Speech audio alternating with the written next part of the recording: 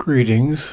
This is video number 4 of the poem Savitri by Sri Aurobindo, and this is Canto 5 of Book 2, and entitled The Yoga of the King, the Yoga of the Spirit's Freedom and Greatness. This knowledge first he had of time-born men, admitted through a curtain of bright mind that hangs between our thoughts and absolute sight. He found the occult cave, the mystic door, near to the well of vision in the soul, and entered where the wings of glory brood, in the silent space where all is forever known. Indifferent to doubt and to belief, avid of the naked real's single shock, he shore the cord of mind that ties the earth heart, and cast away the yoke of matter's law. The body's rules bound not the spirit's powers. When life had stopped its beats, death broke not in. He dared to live when breath and thought were still. Thus could he step into that magic place, which few can even glimpse with hurried glance, lifted for a moment from mind's labored works, and the poverty of nature's earthly sight. All that the gods have learned is there self-known. There in a hidden chamber closed and mute are kept the record graphs of the cosmic scribe, and there the tables of the sacred law. There is the Book of Being's index page. The text and glossary of the Vedic truth are there, the rhythms and meters of the stars significant to the movements of our fate, the symbol powers of number and of form, and the secret code of the history of the world and nature's correspondence with the soul are written in the mystic heart of life. In the glow of the spirit's room of memories, he could recover the luminous marginal notes, dotting with light the crabbed ambiguous scroll, rescue the preamble and the saving clause of the dark agreement by which all is ruled, that rises from material nature's sleep to clothe the everlasting in new shapes. He could reread now and interpret new its strange symbol letters, scattered abstruse signs, resolve its oracle and its paradox, its riddling phrases and its blindfold terms, the deep oxymoron of its truth's repliques, and recognize as a just necessity its hard conditions for the mighty work. Nature's impossible Herculean toil, only her warlock wisecraft could enforce, its law of the opposition of the gods, its list of inseparable contraries. The dumb Great Mother in her cosmic trance, exploiting for creation's joy and pain infinity's sanction to the birth of form, accepts indomitably to execute the will to know in an inconscient world, the will to live under a reign of death, the thirst for rapture in a heart of flesh, and works out through the appearance of a soul, by a miraculous birth in plasm and gas, the mystery of God's covenant with the night. Once more was heard in the still cosmic mind the Eternal's promise to his laboring force, inducing the world passion to begin, the cry of birth into mortality, and the opening verse of the tragedy of time. Out of the depths the world's buried secret rose. He read the original ukase kept back in the locked archives of the spirit's crypt, and saw the signature and fiery seal on the dim power's hooded work, who builds in ignorance the steps of light. A sleeping deity opened deathless eyes. He saw the unshaped thought in soulless forms, new matter pregnant with spiritual sense. Mind, dare the study of the unknowable. Life its gestation of the golden child. In the light flooding thought's blank vacancy, interpreting the universe by soul signs, he read from within the text of the without. The riddle grew plain and lost its catch obscure.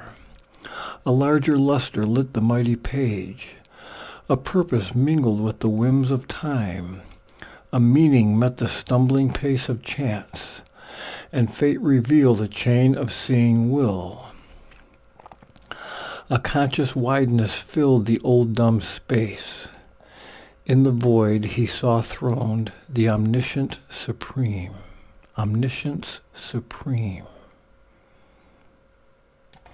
A will, a hope immense now seized his heart, and to discern the superhuman's form he raised his eyes to unseen spiritual heights, aspiring to bring down a greater world. The glory he had glimpsed must be his home. A brighter, heavenlier sun must soon illume this dusk room with its dark internal stare. The infant soul in its small nursery school, mid objects meant for a lesson hardly learned, outgrow its early grammar of intellect, and its imitation of earth nature's art, its earthly dialect to God language change, in living symbols study reality, and learn the logic of the infinite. The ideal must be nature's common truth, the body illumined with the indwelling God, the heart and mind feel one with all that is. A conscious soul live in a conscious world. A conscious soul live in a conscious world. As through a mist a sovereign peak is seen, the greatness of the eternal spirit appeared, exiled in a fragmented universe amid half-semblances of diviner things. These now could serve no more his regal turn. The immortal's pride refused the doom to live, a miser of the scanty bargain made between our littleness and bounded hopes and the compassionate infinitudes. His height repelled the lowness of earth's state. A wideness discontented with its frame resiled from poor assent to nature's terms, the harsh contract spurned and the diminished lease. Only beginnings are accomplished here. Our base matter seems alone complete, an absolute machine without a soul. Or all seems a misfit of half ideas, or we saddle with the vice of earthly form, a hurried, imperfect glance of heavenly things, guesses and travesties of celestial types. Here chaos sorts itself into a world. A brief formation drifting in the void, apings of knowledge, unfinished arcs of power, flamings of beauty into earthly shapes. Love's broken reflexes of unity swim, fragment mirrorings of a floating sun. A packed assemblage of crude tentative lives are pieced into a tessellated whole. There is no perfect answer to our hopes. There are blind, voiceless doors that have no key. Thought climbs in vain and brings a borrowed light, cheated by counterfeits sold to us in life's mart. Our hearts clutch at forfeited heavenly bliss. There is provender for the mind's satiety. There are thrills of the flesh, but not the soul's desire. Forfeited heavenly bliss. Here, even the highest rapture time can give is a mimicry of ungrasped beatitudes, a mutilated statue of ecstasy, a wounded happiness that cannot live, a brief felicity of mind or sense, thrown by the world power to her body slave, or a simulacrum of enforced delight in the seraglios of ignorance. palace of ignorance. For all we have acquired soon loses worth, an old disvalued credit in time's bank, imperfection's check drawn on the inconscient, and inconsequence dogs every effort made, and chaos waits on every cosmos formed. In each success a seed of failure lurks. He saw the doubtfulness of all things here, the incertitude of man's proud confident thought, the transience of the achievements of his force, a thinking being in an unthinking world, an island in the sea of the unknown. He is a smallness trying to be great, an animal with some instincts of a god, his life a story too common to be told, his deeds a number summing up to naught, his consciousness a torch lit to be quenched, his hope a star above a cradle and grave. And yet a greater destiny may be his, for the eternal spirit is his truth. He can recreate himself and all around, and fashion new the world in which he lives. He, ignorant, is the knower beyond time. He is the self above nature, above fate. His soul retired from all that he had done. Hushed was the futile din of human toil. Forsaken wheeled the circle of the days. In distance sank the crowded tramp of life. The silence was his sole companion left. Impassive he lived immune from earthly hopes, a figure in the ineffable witness's shrine, pacing the vast cathedral of his thoughts, under its arches dim with infinity, and heavenward brooding of invisible wings. A call was on him from intangible heights. Indifferent to the little outpost mind, he dwelt in the wideness of the Eternal's reign. His being now exceeded thinkable space. His boundless thought was neighbor to cosmic sight. A universal light was in his eyes. A golden influx flowed through heart and brain. A force came down into his mortal limbs, a current from eternal seas of bliss. He felt the invasion of the nameless joy. Aware of his occult omnipotent source, allured by the omniscient ecstasy, a living center of the illimitable, widened to equate with the world's circumference, he turned to his immense spiritual fate. Abandoned on a canvas of torn air, a picture lost in far and fading streaks, the earth-nature's summit sank below his feet. He climbed to meet the infinite more above. The immobile's ocean silence saw him pass, an arrow leaping through eternity, suddenly shot from the tense bow of time, a ray returning to its parent sun. Opponent of that glory of escape, the black inconscience swung its dragon tail, lashing a slumberous infinite by its force into the deep obscurities of form. Death lay beneath him like a gate of sleep. One pointed to the immaculate delight, questing for God as for a splendid prey. He mounted, burning like a cone of fire. To a few is given that godlike rare release. One among many thousands never touched, engrossed in the external world's design, is chosen by a secret witness eye and driven by a pointing hand of light across his soul's unmapped immensitudes. A pilgrim of the everlasting truth, our measures cannot hold his measureless mind. He has turned from the voices of the narrow realm and left the little lane of human time. In the hushed precincts of a vaster plan, he treads the vestibules of the unseen, or listens following a bodiless guide to a lonely cry in boundless vacancy. All the deep cosmic murmur falling still, He lives in the hush before the world was born. His soul left naked to the timeless one.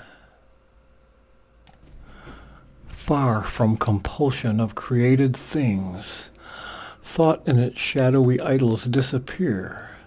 The molds of form and person are undone. The ineffable wideness knows him for its own. A lone forerunner of the Godward earth, among the symbols of yet unshaped things, watched by closed eyes, mute faces of the unborn, he journeys to meet the incommunicable, hearing the echo of his single steps in the eternal courts of solitude. A nameless marvel fills the motionless hours. His spirit mingles with eternity's heart and bears the silence of the infinite. In a divine retreat from mortal thought, in a prodigious gesture of soul sight, his being towered into pathless heights, naked of its vesture of humanity. And thus it rose. To meet him bare and pure, a strong descent leaped down, a might, a flame, a beauty half visible with deathless eyes, a violent ecstasy, a sweetness dire, enveloped him with its stupendous limbs, and penetrated nerve and heart and brain, that thrilled and fainted with the epiphany. His nature shuddered in the unknown's grasp.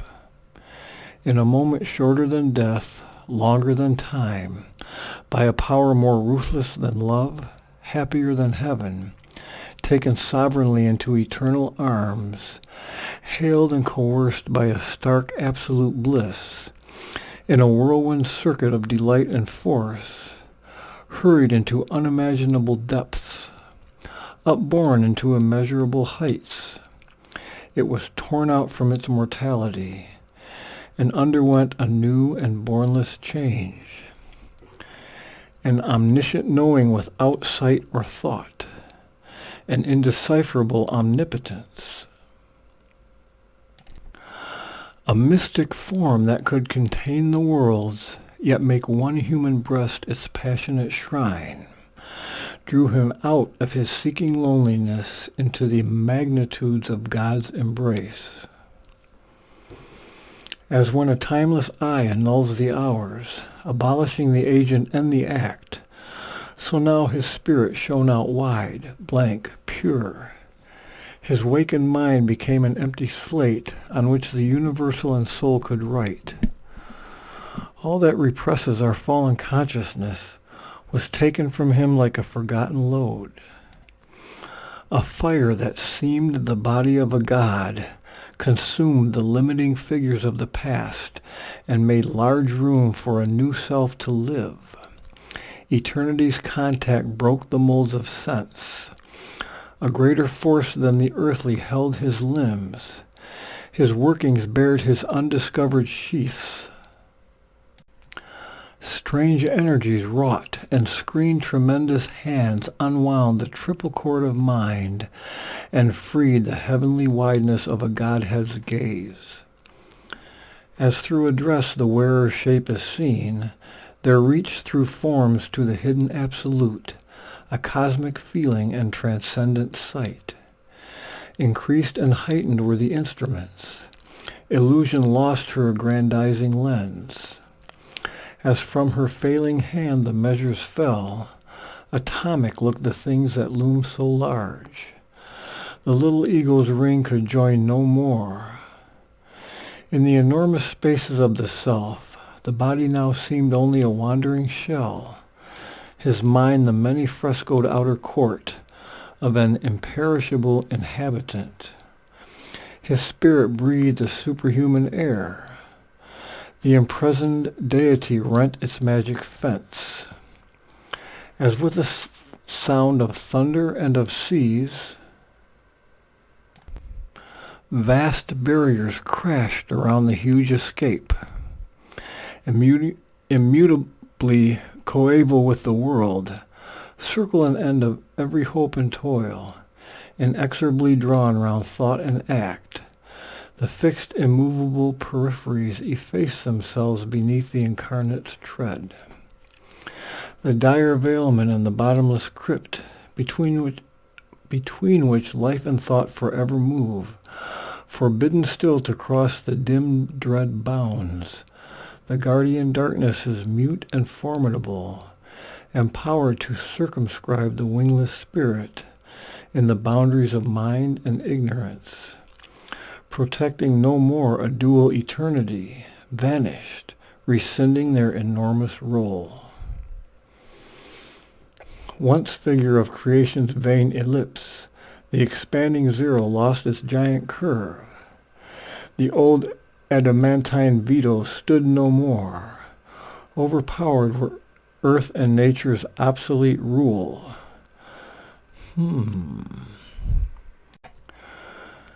The python coils of the restricting law could not restrain the swift arisen God. Abolished were the scripts of destiny. There was no small death-hunted creature more, no fragile form of being to preserve from an all-swallowing immensity. The great hammer beats of a pent-up world heart burst open the narrow dams that keep us safe against the forces of the universe. The soul and cosmos faced as equal powers. A boundless being in a measureless time invaded nature with the infinite. He saw unpathed, unwalled, his titan scope. All was uncovered to his sealless eye, a secret nature stripped of her defense, once in a dreaded half-light formidable, overtaken in her mighty privacy, lay bare to the burning splendor of his will. In shadowy chambers lit by a strange sun, and opening hardly to hid mystic keys, her perilous arcanes and hooded powers confessed the advent of a mastering mind, and bore the compulsion of a time-born gaze.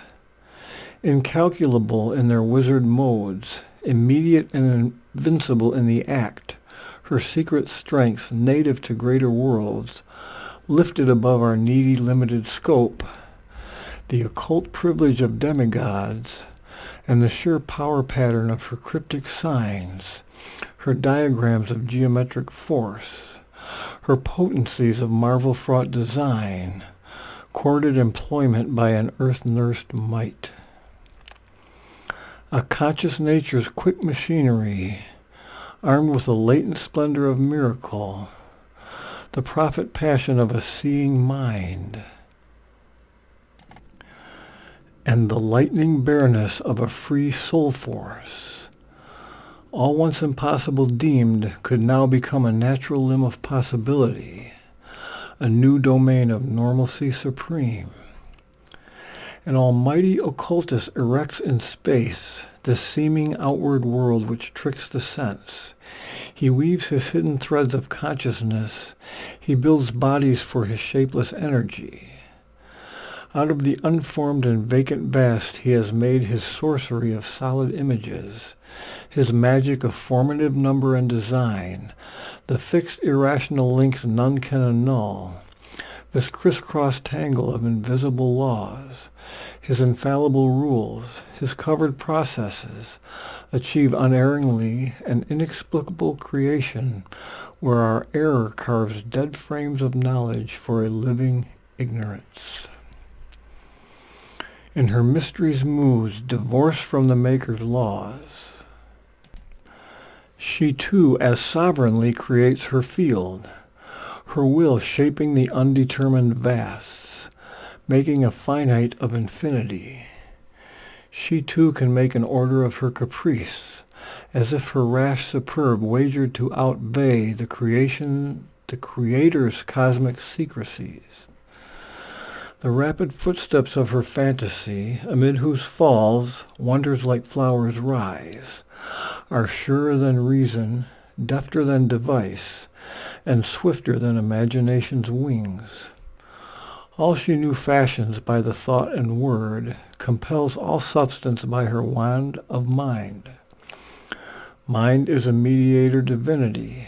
Its powers can undo all nature's work. Mind can suspend or change Earth's concrete law. A franchise from the Earth habit's drowsy seal, the leaden grip of matter it can break. Indifferent to the angry stare of death, it can immortalize a moment's work. A simple fiat of its thinking force, the casual pressure of its slight assent can liberate the energy dumb and pent within its chambers of mysterious trance. It makes the body sleep a puissant arm, holds still the breath, the beatings of the heart, while the unseen is found, the impossible done, communicates without means the unspoken thought. It moves events by its bare silent will, acts at a distance without hands or feet. This giant ignorance, this dwarfish life, it can illumine with a prophet's sight, invoke the Bacchic rapture, the Fury's goad, in our body arouse the demon or the god, call in the omniscient and the omnipotent, awake a forgotten almightiness within.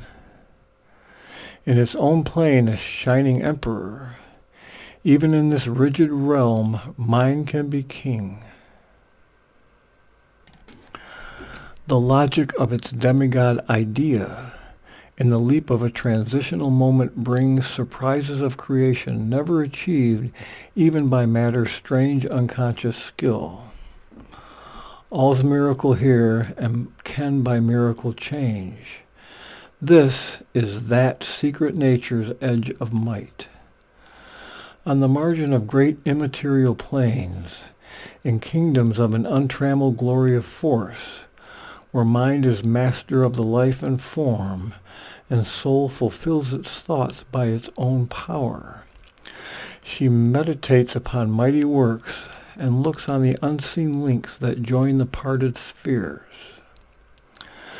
Thence to the initiate who observes her laws, she brings the light of her mysterious realms. Here where he stands, his feet on a prostrate world, his mind no more cast into matter's mold, over their bounds in spurts of splendid strength, she carries their magician processes and the formulas of their stupendous speech, till heaven and hell become purveyors to earth, and the universe the slave of mortal will.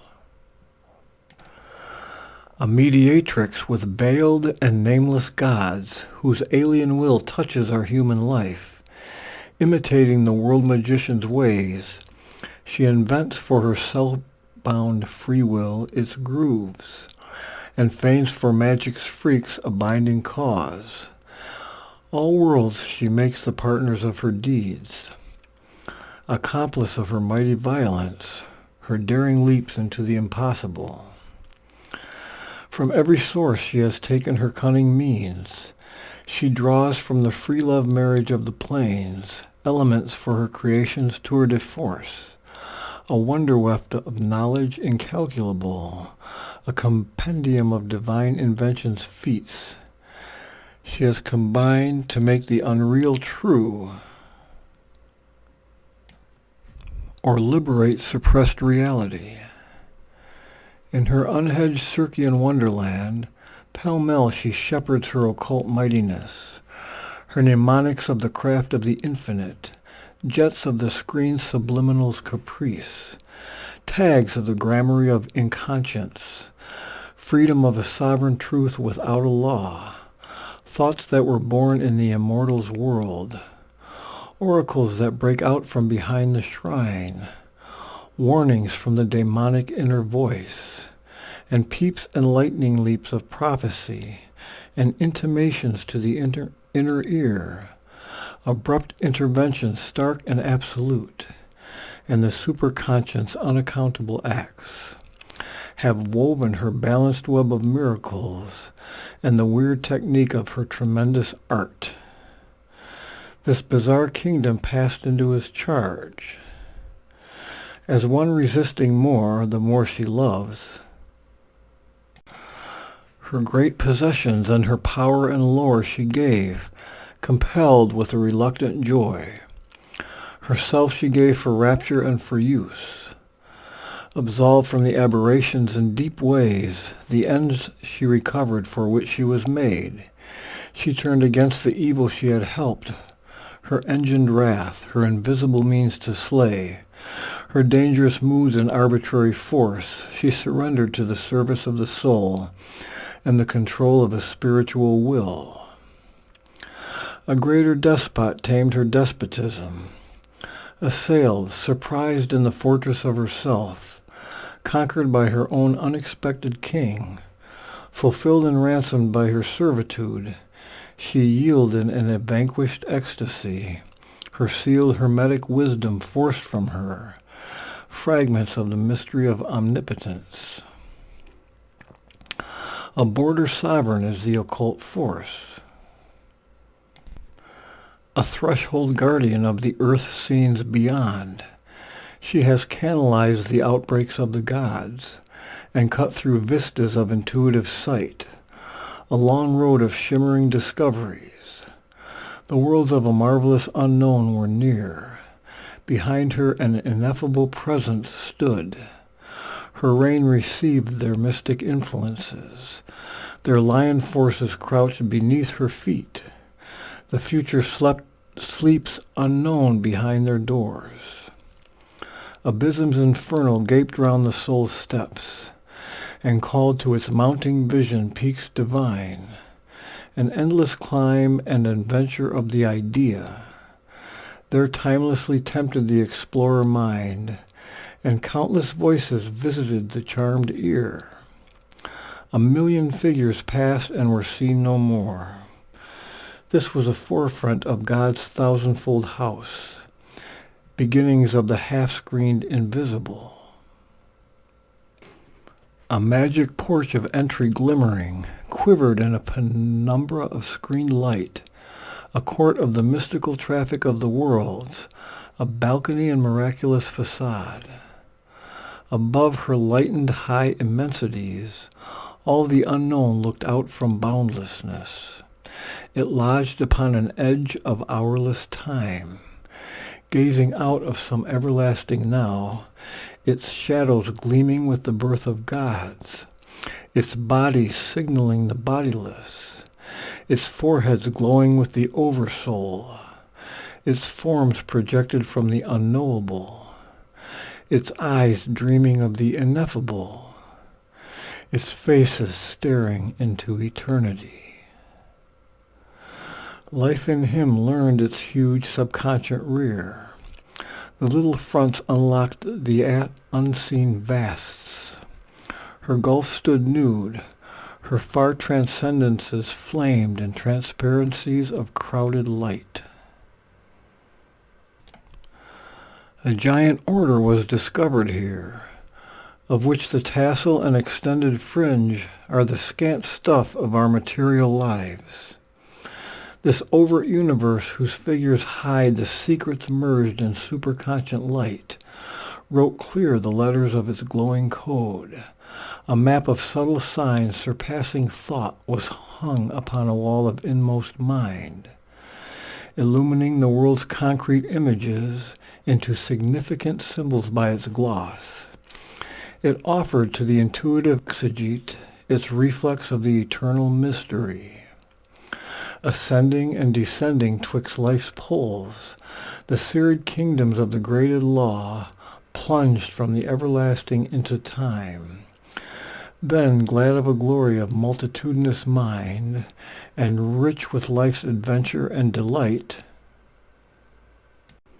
and packed with the beauty of matter's shapes and hues, climbed back from time into undying self, up a golden ladder carrying the soul, tying with diamond threads the spirit's extremes.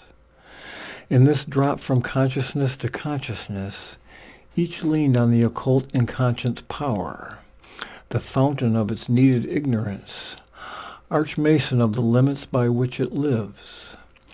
In this soar from consciousness to consciousness, each lifted tops to that from which it came, origin of all that it had ever been, and home of all that it could still become. An organ scale of the Eternal's acts, mounting to their climax in an endless calm. Paces of the many-visaged wonderful, predestined stadia of the evolving way. Measures of the stature of the growing soul, they interpreted existence to itself, and mediating twixt the heights and deeps, united the veiled married opposites, and linked creation to the ineffable. A last high word was seen where all worlds meet. In the summit gleam where night is not nor sleep, the light began of the Trinity Supreme. All there discovered what it seeks for here. It freed the finite into boundlessness and rose into its own eternities. The inconscient found its heart of consciousness. The idea and feeling groping in ignorance at last clutched passionately the body of truth. The music born in matter's silences, plucked nude out of the ineffable's fathomlessness, the meaning it had held but could not voice, the perfect rhythm now only sometimes dreamed, an answer brought to the torn earth's hungry need, rending the night that had concealed the unknown. Giving to her lost, forgotten soul.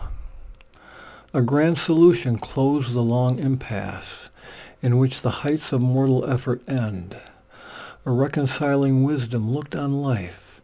It took the striving undertones of mind, and took the confused refrain of human hopes, and made of them a sweet and happy call.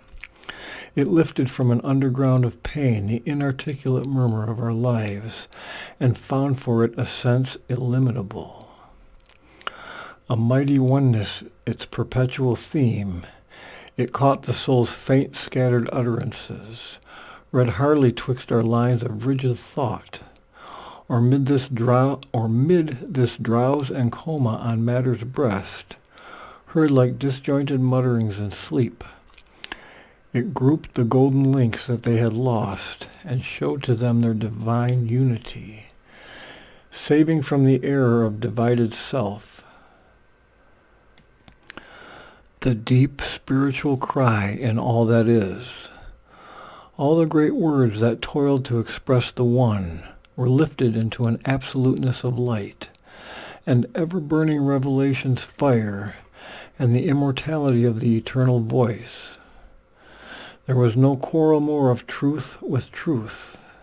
The endless chapter of their differences, retold in light by an omniscient scribe, traveled through difference toward unity. Mind's winding search lost every tinge of doubt, led to its end by an all-seeing speech that garbed the initial and original thought with the finality of an ultimate phrase. United were time's creative mood and tense, to the style and syntax of identity. A paean swelled from the lost musing deeps, an anthem paled to the triune ecstasies, a cry of the moments to the immortal's bliss. A cry of the moments to the immortal's bliss. As if the strophes of a cosmic ode, a hierarchy of climbing harmonies, peopled with voices and with visages, aspired in a crescendo of the gods, from matter's abysses to the spirit's peaks. Above were the immortal's changeless seats, white chambers of dalliance with eternity, and the stupendous gates of the alone. Across the unfolding of the seas of self appeared the deathless countries of the one. A many-miracled consciousness unrolled vast aim and process and unfettered norms, a larger nature's great familiar roads. A franchise from the net of earthly sense, calm continents of potency were glimpsed, homelands of beauty shut to human eyes, half seen at first through wonder's gleaming lids, surprised the vision with felicity. sunbelts of knowledge, moonbelts of delight, stretched out in an ecstasy of widenesses beyond our indigent corporeal range. There he could enter, there a while abide, a voyager upon uncharted routes, fronting the viewless danger of the unknown, adventuring across enormous realms. He broke into another space and time. That is the end of Canto 5, the end of Book 1. Something's amiss. Now we start Book 2, the Book of the Traveler of the Worlds. So this is Canto 1 of Book 2. It's called The World Stare. Alone he moved, watched by the infinity around him and the unknowable above. All could be seen that shuns the mortal eye. All could be known the mind has never grasped. All could be done no mortal will can dare. A limitless movement filled a limitless peace. In a profound existence beyond Earth's, parent or kin to our ideas and dreams, where space is a vast experiment of the soul, in an immaterial substance linked to ours, in a deep oneness of all things that are, the universe of the unknown arose. A self-creation without end or pause revealed the grandeurs of the infinite. It flung into the hazards of its play a million moods, a myriad energies, the world shapes that are fancies of its truth, and the formulas of the freedom of its force. It poured into the ever-stable's flux a Bacchic rapture and revel of ideas, a passion and motion of everlastingness. There rose unborn into the unchanging surge thoughts that abide in their deathless consequence, words that immortal last, though fallen mute, acts that brought out from the silence its dumb sense, lines that convey the inexpressible. The eternal stillness saw in unmoved joy his universal power at work, display in plots of pain and dramas of delight, the wonder and beauty of her will to be. All, even pain, was the soul's pleasure here. Here all experience was a single plan, the thousandfold expression of the One. All came at once into his single view. Nothing escaped his vast intuitive sight. Nothing drew near he could not feel as kin. He was one spirit with that immensity. Images in a supernal consciousness embodying the unborn who never dies, the structured visions of the cosmic self alive with the touch of being's eternity, looked at him like form-bound spiritual thoughts, figuring the movements of the ineffable. Aspects of being donned world outline. Forms that opened moving doors on things divine became familiar to his hourly sight. The symbols of the spirit's reality, the living bodies of the bodiless, grew near to him, his daily associates. The exhaustless seeings of the unsleeping mind, letterings of its contact with the invisible, surrounded him with countless pointing signs. The voices of 1,000 realms of life missioned to him her mighty messages. The heaven hints that invade our earthly lives, the dire imaginations dreamed by hell, which if enacted and experienced here, our dulled capacity soon would cease to feel, or our mortal frailty could not long endure, were set in their sublime proportions there. They're lived out in their self-born atmosphere. They resume their topless pitch and native power, their fortifying stress upon the soul, bit deep into the ground of consciousness. the passion and purity of their extremes, the absoluteness of their single cry, and the sovereign sweetness or violent poetry of their beautiful or terrible delight. All thought can know, or widest sight perceive, and all that thought and sight can never know. All things occult and rare, remote and strange, were near to heart's contact, felt by spirit sense. Asking for entry at his nature's gates, they crowded the widened spaces of his mind, his self-discovery's flaming witnesses, offering their marvel and their multitude. These now became new portions of himself, the figures of his spirit's greater life, the moving scenery of his large time walk, or the embroidered tissue of his sense. These took the place of intimate human things, and moved as close companions of his thoughts, or were his soul's natural environment. Tireless, the heart's adventure of delight. Endless are the kingdoms of the spirit's bliss. Unnumbered tones struck from one harmony's strings.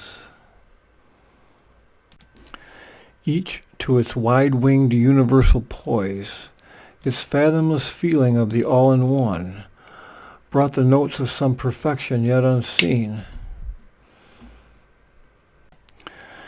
Its single retreat into truth's secrecies, its happy sidelight on the infinite.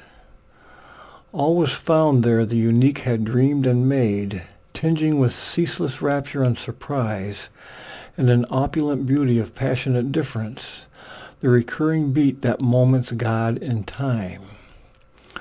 Only was missing the soul-timeless word that carries eternity in its lonely sound, the idea, self-luminous key to all ideas, the integer of the Spirit's perfect sum, that equates the unequal all to the equal one, the single sign interpreting every sign, the absolute index to the absolute.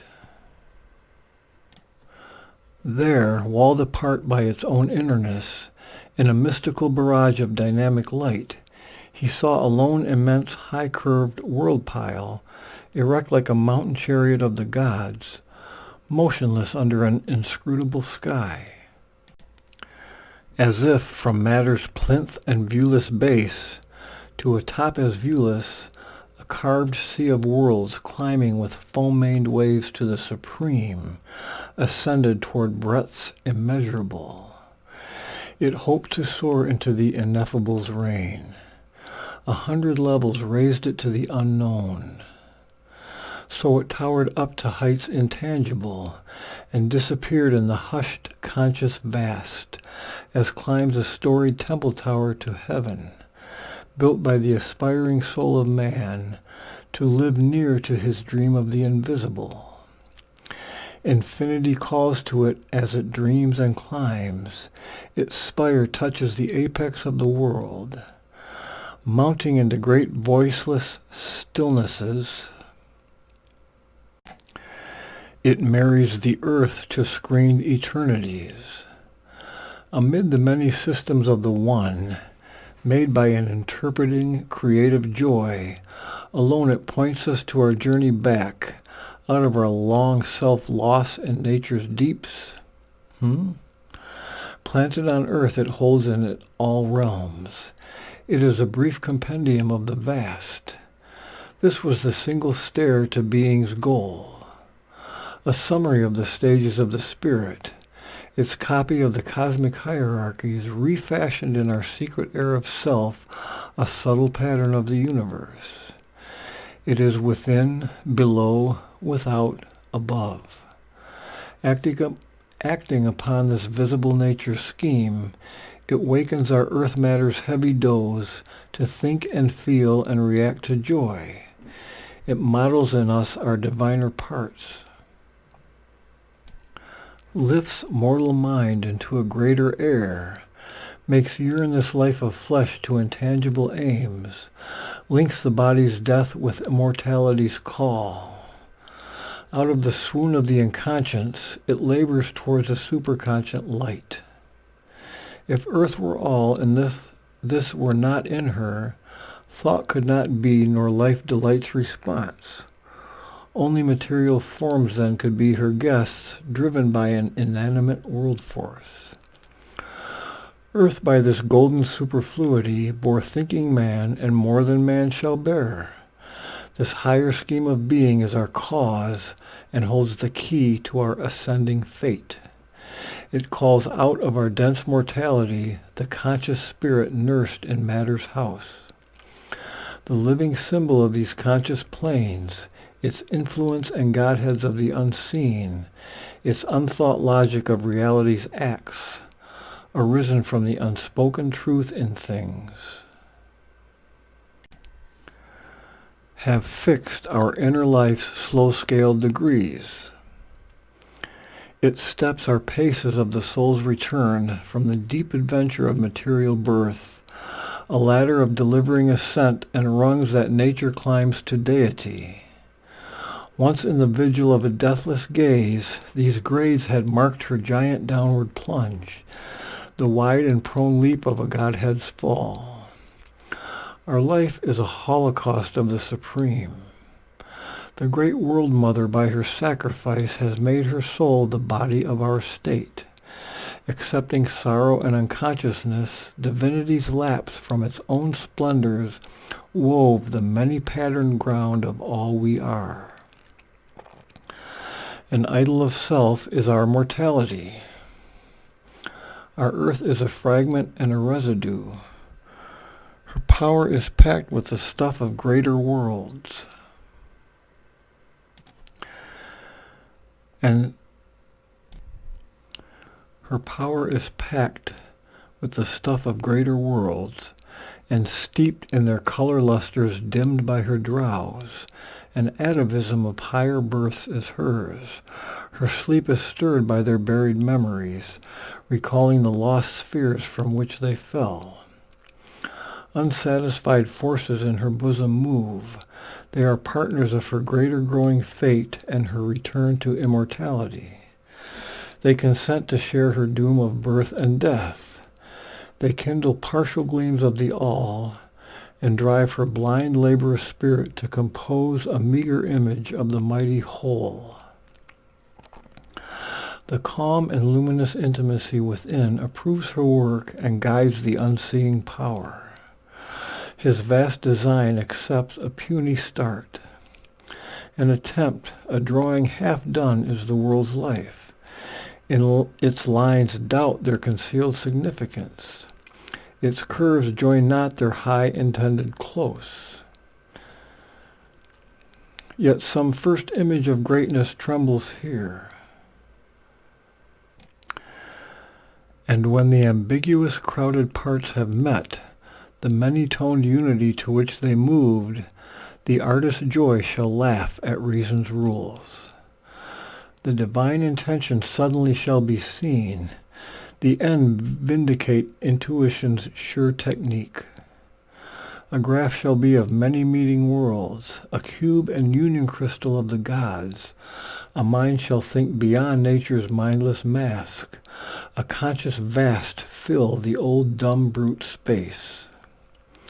This faint and fluid sketch of soul called man shall stand out of the background of long time, a glowing epitome of eternity, a little point reveal the infinitudes.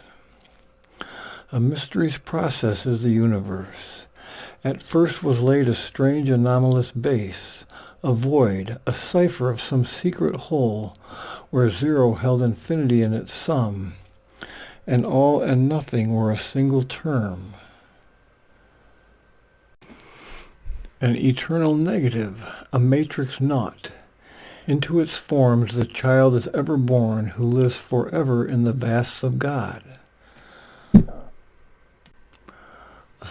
A slow reversal's movement then took place. A gas belched out from some invisible fire. Of its dense rings were formed these million stars. Upon earth's newborn soil God's tread was heard. Across the thick smoke of earth's ignorance, A mind began to see and look at forms, and groped for knowledge in the nescient night. Caught in a blind stone-gripped force, worked its plan, and made in sleep this huge mechanical world, that matter might grow conscious of its soul, and like a busy midwife the life power deliver the zero carrier of the all. Because eternal eyes turned on earth's gulfs, the lucent clarity of a pure regard, and saw a shadow of the unknowable mirrored in the inconscious boundless sleep. Creation's search for self began its stir. A spirit dreamed in the crude cosmic whirl, mind flowed unknowing in the sap of life, and matter's breast suckled the divine idea. A miracle of the absolute was born, infinity put on a finite soul. All ocean lived within a wandering drop. A time-made body housed the illimitable. To live this mystery out, our souls came here. A seer within who knows the ordered plan, concealed behind our momentary steps, inspires our ascent to viewless heights, as once the abysmal leap to earth and life. His call had reached the traveler in time.